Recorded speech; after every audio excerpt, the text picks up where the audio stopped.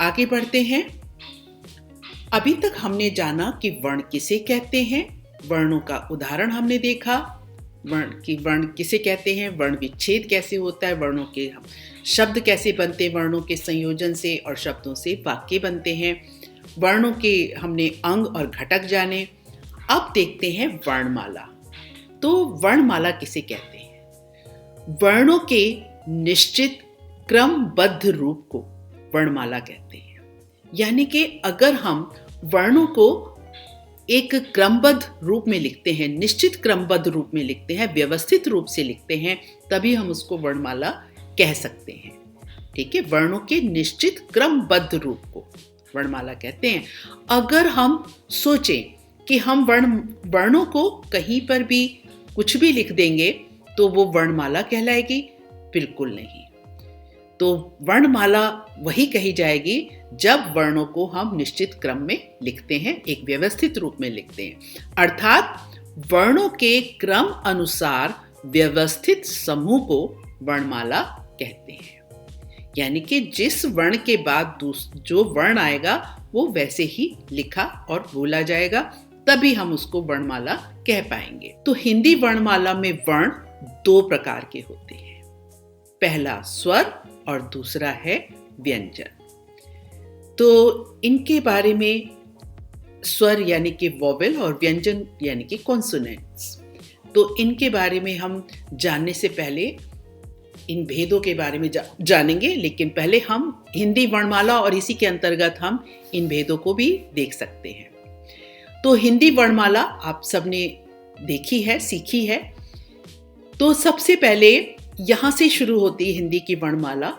अ, आ, ई, उ, ऊ, ऋ,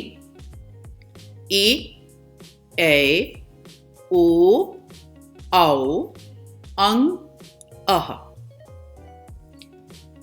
फिर आता है क, ख, ग, घ, अंग, च, छ, ज, झ, ञ, ट, ठ, ड, ढ, ण, त, थ, द, ध, न, प, फ, ब, भ, म, य, र, ल, व, श, ष, स, ह, श, त्र, ज्ञ।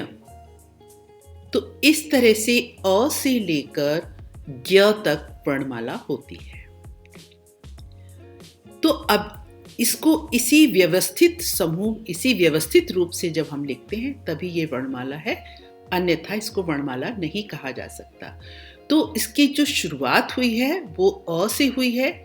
तो शुरू में अ से लेकर औ तक ये होते हैं स्वर, क्योंकि आपको अभी पिछली स्लाइड में मैंने दिखाया कि हिंदी वर्णमाला में वर्ण दो प्रकार के होते हैं, स्वर और व्यंजन। तो इनमें स्वर ये हैं अ, आ, ई, उ, ऋ, ए, ओ, औ।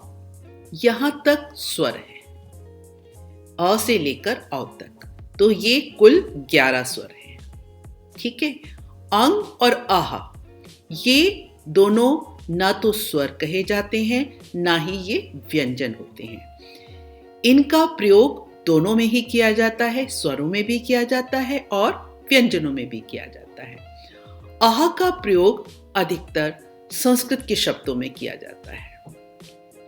इसको अंग जो है, ये दोनों अयोग वाह जो मैंने आपको बताए, ये अंग जो है इसको अनुस्वार भी कहते हैं और अह को विसर्ग कहते हैं। आगे बढ़ते हैं। क से लेकर ज्ञ तक ये व्यंजन है।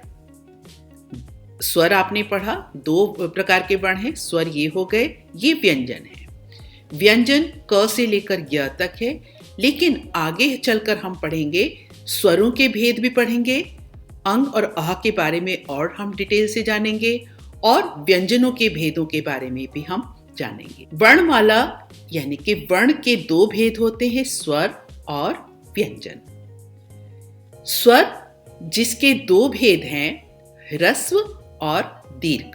स्वर यानी कि वॉवेल जिसके दो भेद बताए, ह्रस्व यानी कि शॉर्ट वॉवेल और दीर्घ यानी कि लॉन्ग वॉवेल।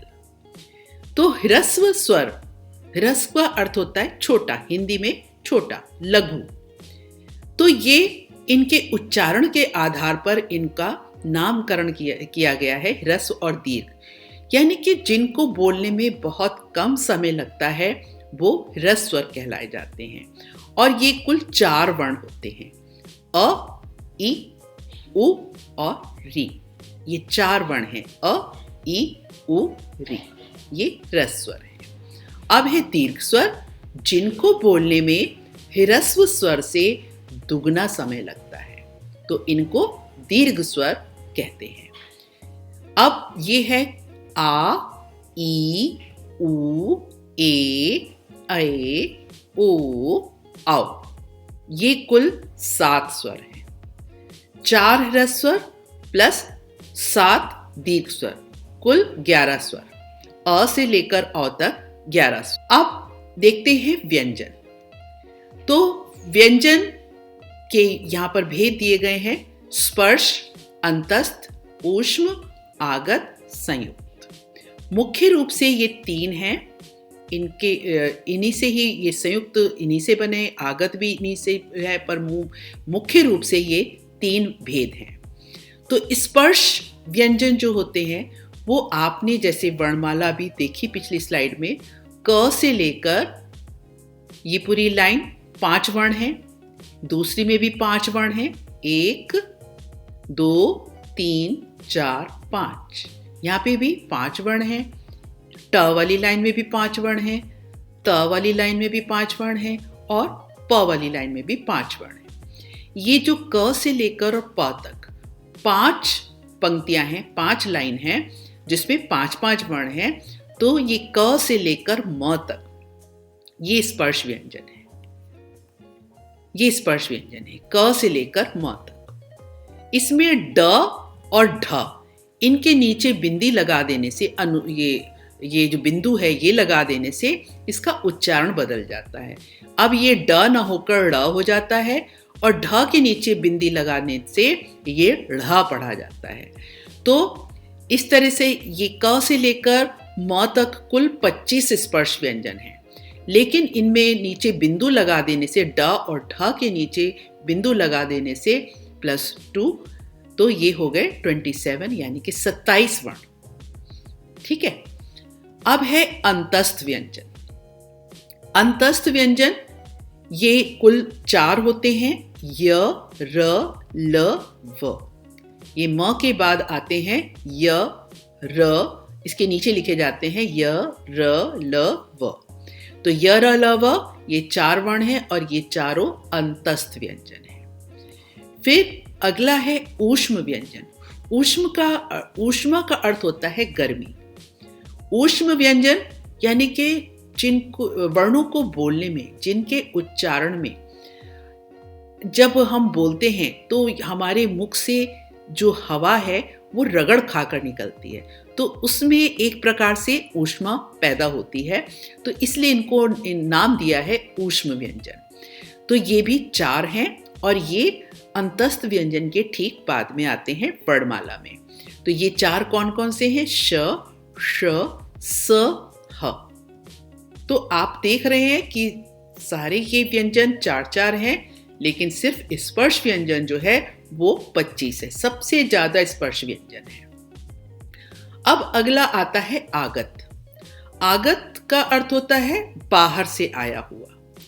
अब ये बाहर से क्या आया है? बाहर से जो भाषाएं हम हिंदी भाषा में आकर शामिल हो गई हैं, उनमें उनको उसी तरह से उच्चारण करने के लिए हम इन बिंदुओं का प्रयोग करते हैं। जैसे उर्दू, अरबी, फारसी भाषा है, तो उसका उसी तरह से उच्चारण हो सके, इसके लिए इन्हीं वर्णों में हम नीचे ये बिंदु लगाते हैं। इसको नुक्ता कहा जाता है।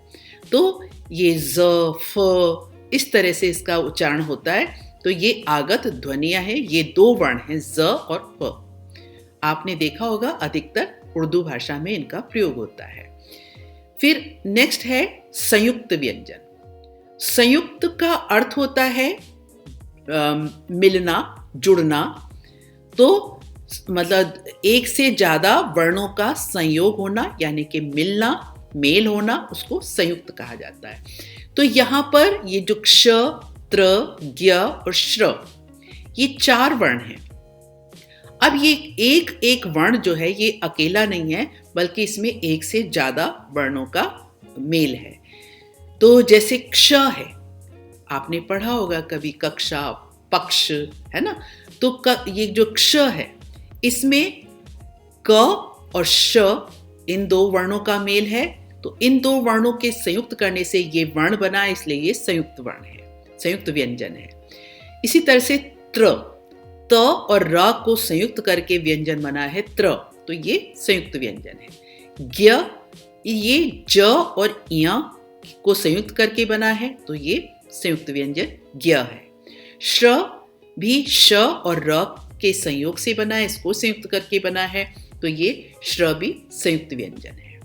तो इस तरह से ये भी 4 वर्ण हैं। तो हमने देखा स्वर की कुल संख्या 11 है और व्यंजनों की कुल संख्या 41 है।